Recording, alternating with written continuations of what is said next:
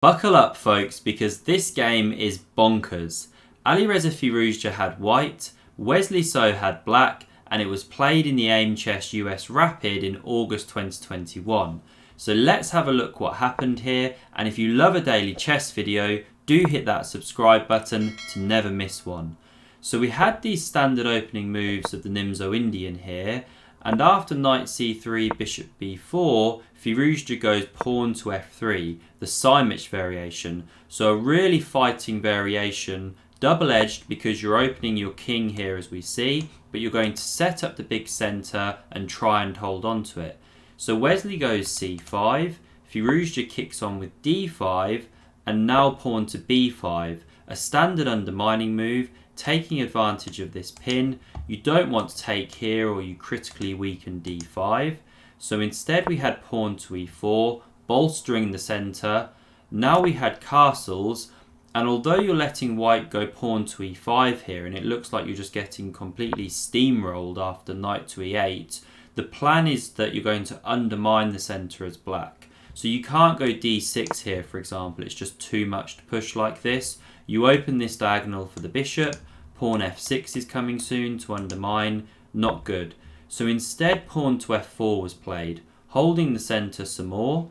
Now we had captures here, the pawn recaptured, and pawn to d6. And once again it's critical that you hold the centre here as white. So if you started pawn grabbing like this, for example, it would be bad because after takes here, pawn recaptures, there's knight c7 hitting that bishop, also hitting this pawn. Say you drop back to try and defend it, then queen h4 comes and you're in big trouble now, losing a piece.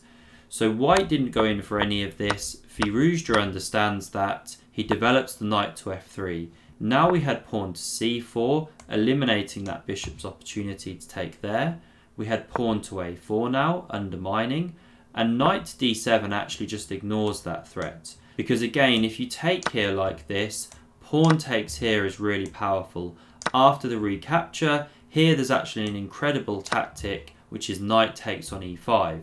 If you recapture, there's queen h4 check. And again, g3 drops a piece. If you go king e2, you're running into a massive attack with the knight coming in soon, the rook coming into the e-file, not good for white.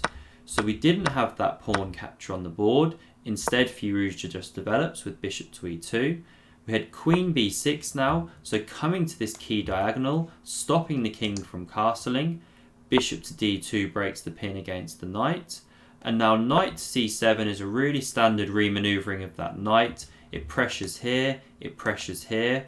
And now Firouzja takes on b5 with the knight here, and he gives Wesley a choice. So Wesley could have taken this bishop on d2 with check. After the queen recaptures, you can take here, pawn recaptures, and it's a different game.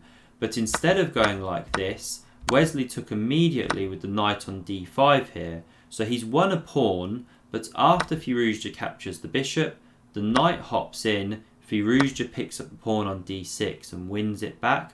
So a really double-edged position here. White's established a nice knight on d6, but can't castle at the moment because of that pesky queen.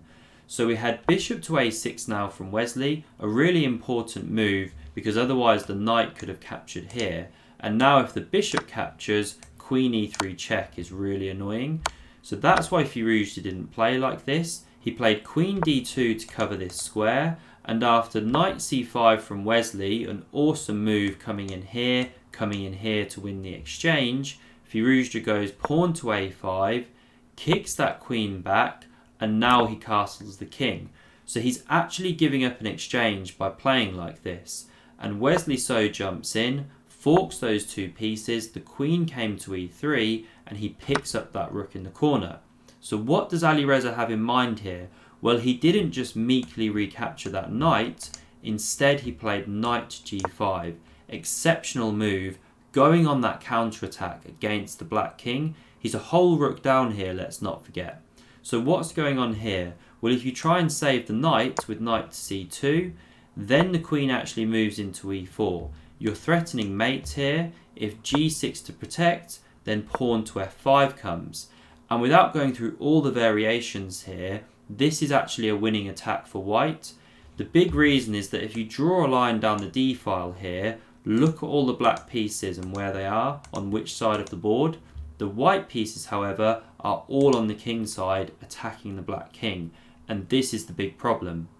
So that's why Wesley didn't try and save this knight from the corner. Instead, he recognised the danger and pushed pawn to h6 here, trying to kick one of the attackers out of there. And now if you want to pause the video and look for the best move here, then please do so. So knight f5 is the best move. You leave that knight on prise because if it's captured, then you have knight e7 check, the king steps to the h file, and you have this classic Anastasia's mate where the knight covers these two squares and you're coming like this. So that's why the knight wasn't captured. Instead, Wesley went queen to c7, covering this square, and now Alireza had an awesome shot that he could have followed up with but missed. Again, do look for it if you wish. The move was knight takes on h6. Amazing stuff, because after the pawn recaptures, you have queen to g3. This is the follow-up. If you keep gobbling the pieces, then after takes with check, the king moves away. The key theme here is that the rook is lifting into the game, and you're going to give mate along either the g or h file using the queen and rook depending on how black plays, and it's just unstoppable. But coming back here, unfortunately Alireza didn't see this, and he played knight into e4 instead, retreating that piece from the attack. Now he still has lots of pressure, and so Wesley goes pawn to f6. Now if you take on h6, it doesn't come with the same power because we've opened up the queen along this rank. So we had queen g3 now, king to h8, pawn captures on f6, and now Wesley recaptures with the rook. He doesn't want to shatter his pawns if he can avoid it, and he's happy to give an exchange like this and get one of those knights off the board, which is attacking his king. But instead of recapturing the knight immediately, Wesley goes queen c5 check. The king moves away here, and now he picks up this one on f5. So the knight now drops back in here, threatening mate in 1.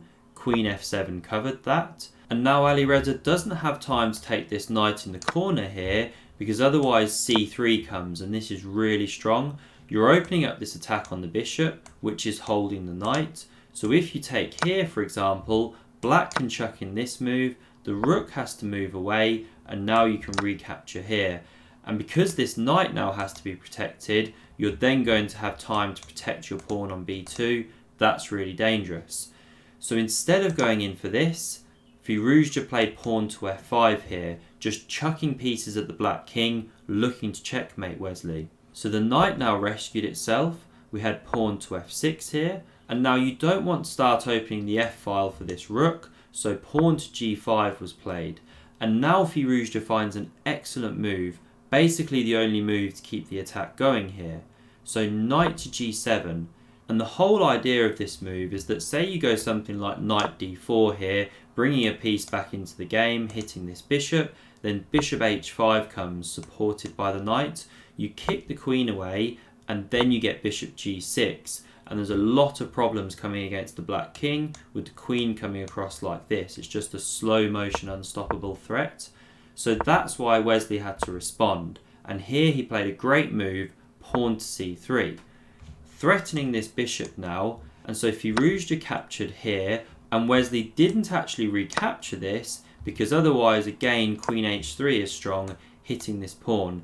It gets very tactical, but just to give you one line, if you hold it with the king, then knight e6 is strong, supported by that queen here. You're now threatening to take on g5 and fork queen and king. So if you covered that with rook g8, then queen d3 check comes. You're hitting here, you're hitting here. It's all very, very tactical, but this passed f-pawn is a big problem for black, basically. So we didn't have this. Instead of recapturing that bishop, Wesley took on b2 here. Now the bishop came back into e2. We had rook to f8, and again there's a threat. So now if you try bishop h5 here, you can actually take this pawn as black. Because now if you capture that queen, b1 queen is a massive problem. You've left your back rank. So that's why you can't play like this. And instead of going bishop h5, Firouzja went knight h5, holding that pawn. Whoops. So now we had knight d4. Wesley hits this bishop. but Firouzja counterattacks instead of moving it. Remember, this bishop is holding the knight on h5, so he plays queen to c3 here, hitting this piece. The knight takes here, Firouzja picks up here, and he's also counterattacking against the rook, so that if the queen takes here, he picks up on f8. Like I said, this game is completely bonkers.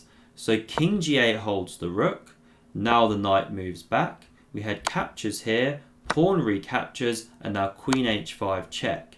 The king came to g1, the queen came into e2, holding this pawn.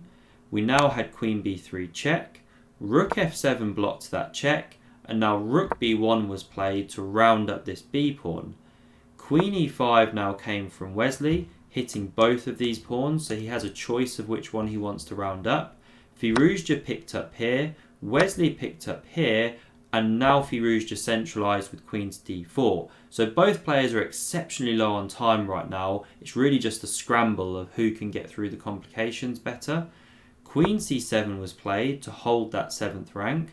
Queen e4 came, looking here, also down at this checking square. And now after rook takes on f6, which was played by Wesley, rook b7 came. So there's some threats now. If you move your queen away to the wrong square, then you're checking here and soon leading to checkmate. Now Wesley did have a defence here. He could have played queen to c5 check, and after king h2, queen f5. You cover this diagonal as we can see, and although there's some checks that can be given, the rook can actually drop back sufficiently to defend that. But Wesley didn't see to play like this. He missed it in the time trouble and took the rook here. He thought he was getting mated otherwise. So Firouzja recaptured here, and he's simply winning in this final position. We had a few more moves, the king came in, there were some checks, and after queen e4 check, here Wesley actually threw in the towel. If you enjoyed this game, then do subscribe to the channel, and see another amazing Firouzja game, click here.